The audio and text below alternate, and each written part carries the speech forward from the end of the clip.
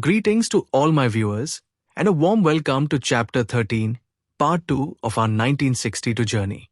In the last episode, we explored the western sector, Ladakh, where courage, hardship, and strategy collided in the icy heights. Today, we continue the story, diving deeper into the battles and decisions that shaped the campaign. So let's not wait any longer. Let's begin today's journey. 20th October 1962. The Galwan Valley lay silent under a thin veil of snow. At 17,000 feet, the air was razor-thin, each breath burning the lungs. On a wind-swept ridge, a lonely Indian post braced for the storm. Major S. Hasabnis stood at the forward command dugout, scanning the barren gorge through his binoculars. Beside him, Subedar Hoshiar Singh moved among the men, his voice steady, urging them to hold firm. Their force was barely 68 strong, 2 sections of 5 Jats Alpha Company, a handful of Jain militia, and a ration party pressed into fighting role. They knew the truth. Across the ridges, in the folds of the valley, hundreds of Chinese soldiers were gathering. The PLA had been probing for weeks, surrounding them tighter each day. Now, the silence of dawn carried a weight, a certainty that the attack was coming. And yet, not a single man wavered. Galwan was no ordinary post. There was no road in or out, only a dirt helipad hacked into the rock. Supplies came by air, dropped in canisters that often rolled down cliffs or burst open on impact. Retreat was impossible. Reinforcement unlikely. For these men, this post was not just a position, it was their line in the sand. As the sun's first light broke over the jagged peaks, rifles were checked, ammunition counted, and final prayers whispered. Against overwhelming odds, the defenders of Galwan prepared to write their names into history, not with words, but with their blood, their courage, and their last stand. To understand the clash at Galwan, we must see the battlefield through the eyes of strategy. For Beijing, this valley was not just another barren gorge, it was a keystone in their grand design. Aksai Chin had already been threaded by China's lifeline highway linking Tibet with Singh. But the Galwan Basin posed a vulnerability, a knife of terrain cutting across the Karakoram. Whoever held Galwan could watch, and if needed, sever the arteries that connected the Chinese empire's western flank. Unlike elsewhere, the mountains here forced the PLA into an uncomfortable choice. To dominate the trade route, they had to descend into the valley, into Indian sightlines. For India, Galwan was the one place where a small post could challenge China's larger plan. That made it priceless. And that made it dangerous.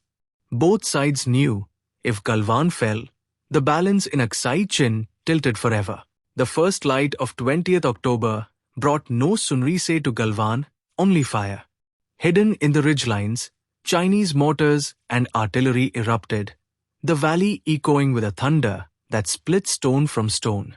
The helipad, the only lifeline in and out, was the first casualty, blasted into smoking craters. Within minutes, OP-1 was silenced forever, its defenders buried where they stood.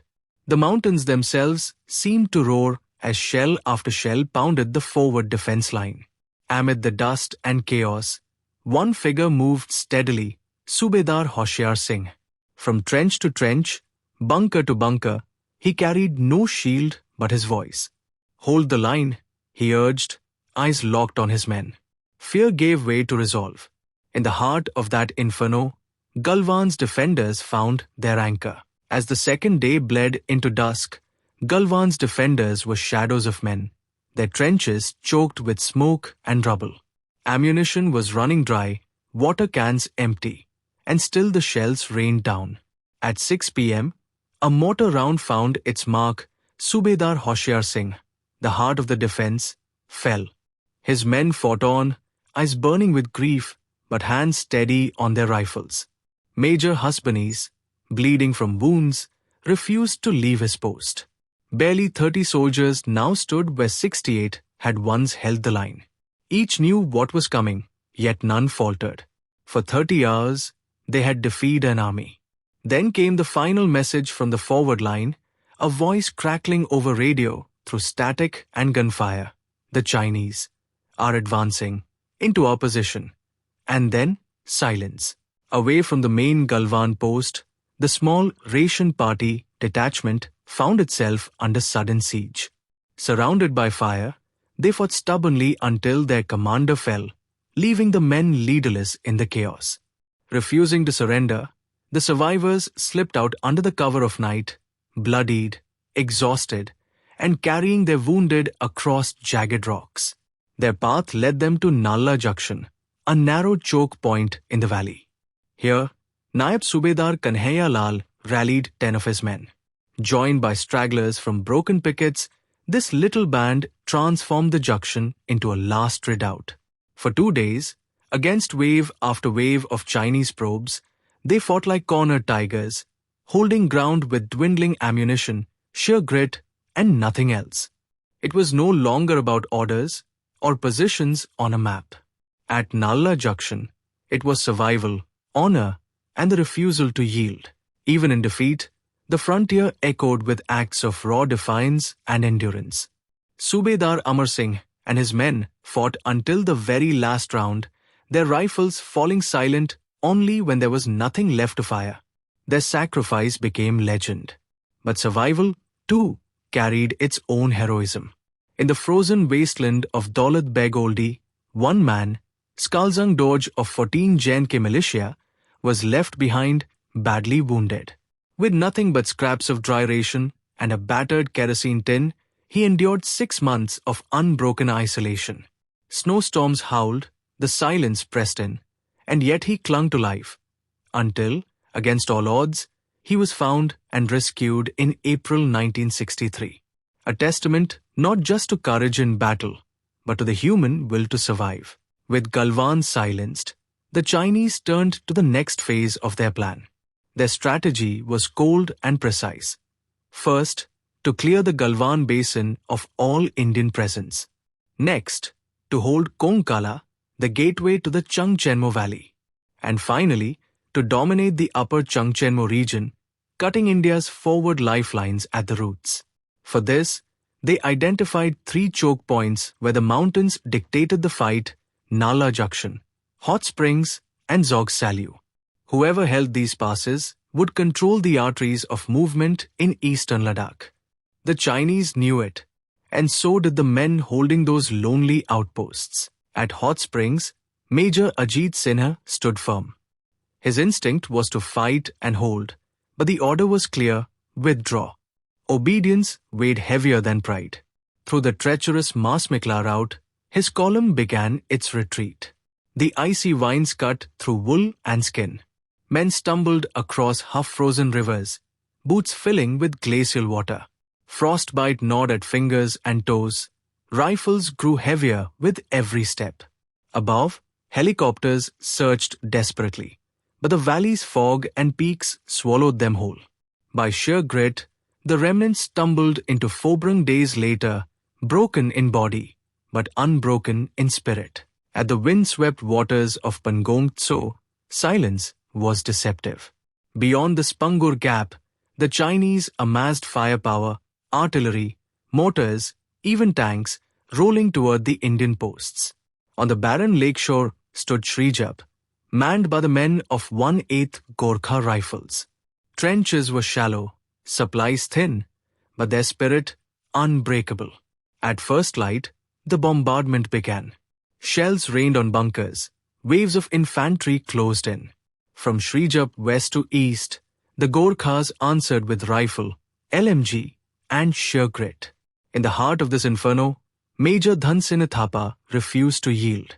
Wounded, half-buried in debris, he clawed out of collapsed trenches to rally his men. His voice cut through the thunder. Keep fighting. Hold Srijap. Hour after hour, the Gorkhas bled the advancing enemy. Ammunition dwindled, casualties mounted, but surrender was never an option. By evening, only silence remained at Srijap. Many had fallen at their posts. Survivors were overrun. Major Thapa, last seen still fighting, was captured.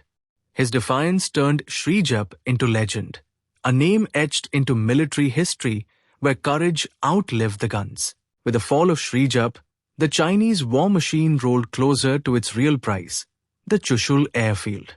If lost, Ladakh would be split and all hope of reinforcement cut off. In a daring gamble never attempted before at such altitude, the Indian Air Force turned the skies into lifelines, and 12 aircraft thundered over the barren plateau, their holds packed not with men, but with steel. As the giant planes kissed the steel-plated runway, their bellies opened to reveal the impossible AMX-13 light tanks, rolling out onto the frozen ground of Chushul. For the first time, armor had reached this remote frontier. The defenders, weary yet resolute, rallied around the rumble of tanks.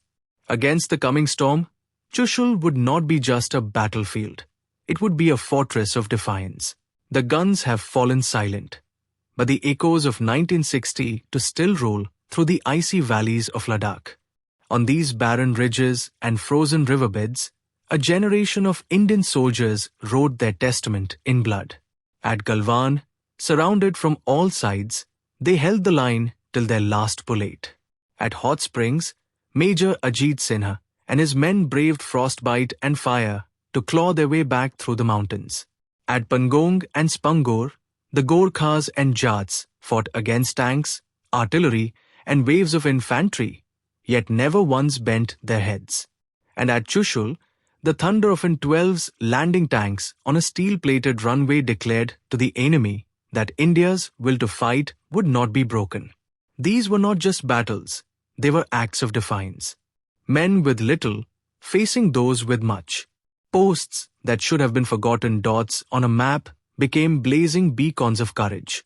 30, 40, 70 lives laid down at a time. Yet their sacrifice bought India what mattered most. Time. Time to regroup. Time to awaken. Time to understand that freedom is not a gift, but a burden carried on young shoulders in faraway frontiers.